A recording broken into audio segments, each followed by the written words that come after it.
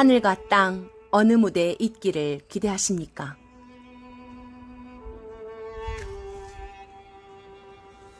요한계시록은 총 22장으로 기록되었는데 어느 정도 수비학을 내포하고 있는 것은 사실이다. 22장의 절반은 11장인데 여기서 7년 환란의 전반기가 정확하게 종료된다. 필자는 7인을 환란 전의 시대, 7 나팔은 환란 전반기, 7 대접은 환란 후반기로 해석한다. 777의 시대로 구성되었으며 각 시대에 3번의 추수가 있을 것이다. 본격적인 7년 환란이 시작되기 전 교회 시대에도 어느 정도 7인의 환란이 있다. 전쟁과 기근과 전염병들이 그것이다. 그리고 교회의 휴거 사건을 기점으로 7년 환란의 시대로 전환된다. 7년 언약이 성취되기까지 휴거 사건 후 몇 개월의 혼란스러운 기간이 있을 것이다.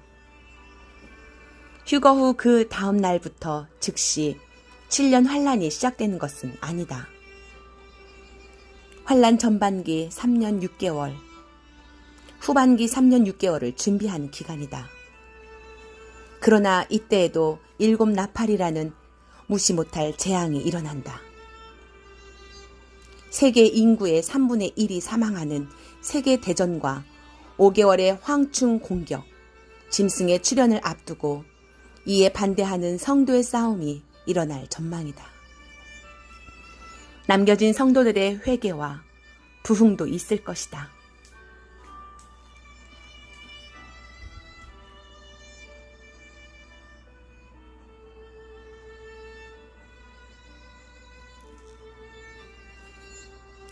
두 증인은 이스라엘의 회개를 촉구하는 사역을 할 것인데 증인이 2사람인 것은 증인에도 2사람이 필요하기 때문이다.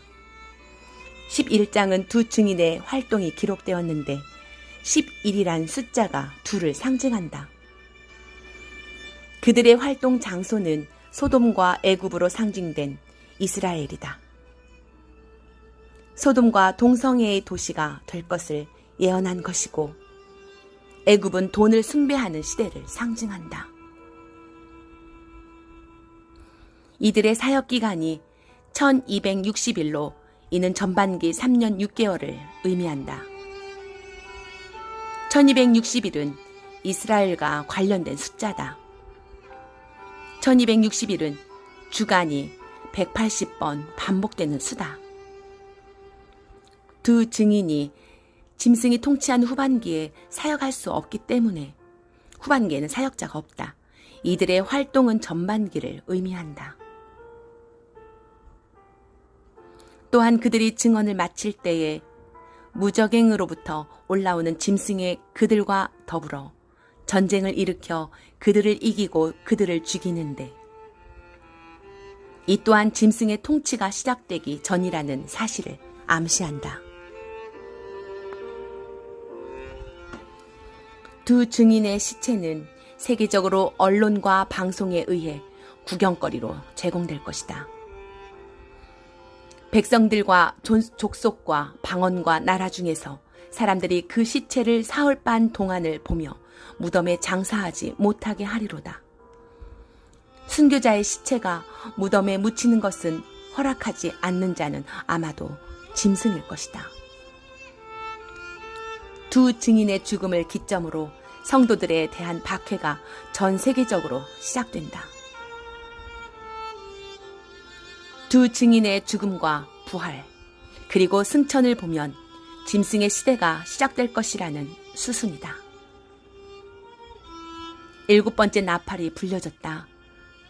이때 유대인의 14만 4천 명도 휴거로 올라갈 것으로 예상되는데 이들도 처음 익은 열매이기 때문에 대환란전에 올라간다. 이때 7째 나팔이 불려지고 하나님의 비밀이 이루어진 것으로 기록되었다. 정확히 계시록의 절반에 환란의 전반기가 종료되는 것은 계시록의 수비학 중의 일부다.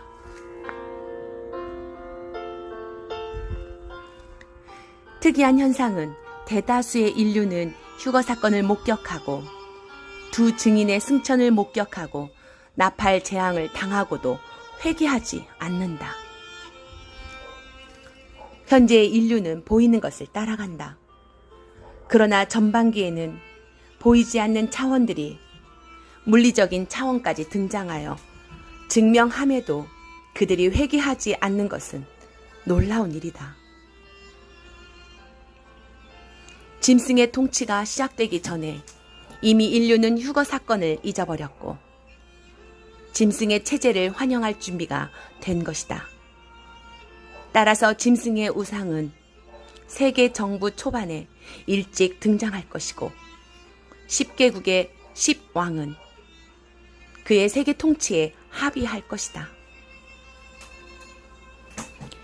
그가 장차 많은 사람들과 더불어 한 일의 동안에 언약을 굳게 맺고 그가 그 일의 절반에 제사와 예물을 금지할 것이며 또 포악하여 가능한 것이 날개를 의지하여 설 것이며 다니엘 9장 27절.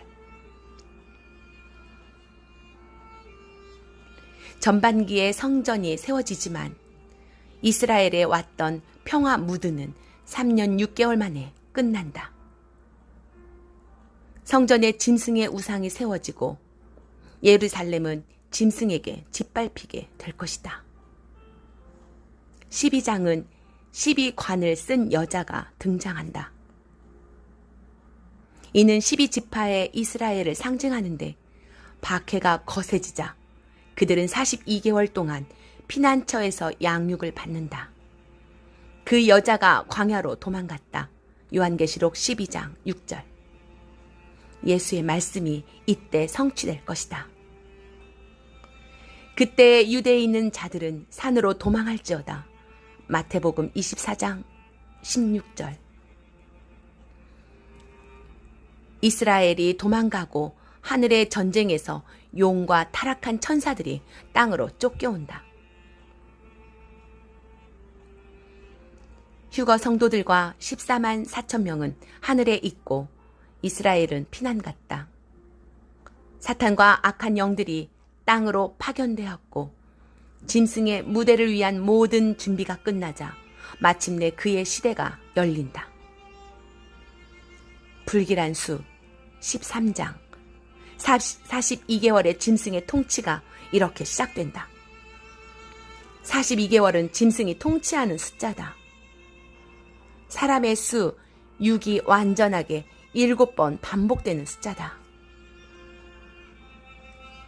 이 놀라운 일의 끝이 어느 때까지인가? 성도의 권세가 다 깨지기까지다. 다니엘 12장 6절에서 7절.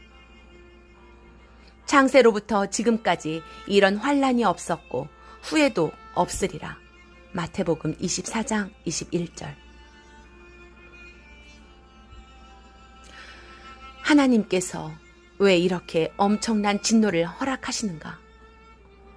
하나님을 모독하고 반역한 인류를 심판하기 위함인데 그들은 이 재앙을 피할 수 없을 정도로 악을 조정하고 악을 선택하고 악하게 살았다. 그들의 최종적인 거처 또한 세세토록 타오르는 불과 유황의 불못이다. 두 번째 무리는 하나님께서 깨어 준비하라는 지시에 순종하지 않는 신자들이다. 그들에게는 피할 방법을 미리 알려주셨지만 불순종한 사람들이다. 그들은 순교로 답보로 구원을 얻을 수 있지만 타작마당을 거쳐야 한다. 당신은 하늘과 땅 어느 무대에 있기를 기대하십니까? 깨어 준비한 신부들은 하늘의 무대에 있을 것이고 잠에 빠졌던 자들은 땅의 무대에 남을 것이다. 하나님의 준엄한 말씀이 모두 성경에 기록되었지만 마지막 시대의 교회가 귀담아 듣지 않는 현상은 매우 특이한 일이다. 그러나 이런 현상조차도 성경에 기록되었으니 우리가 현재 목격하는 대로다. 내가 진실로 너희에게 말하노니 이 세대가 지나가기 전에 이 일이 다 일어나리라. 천지는 없어질지언정 내 말은 없어지지 아니하리라. 마라나타.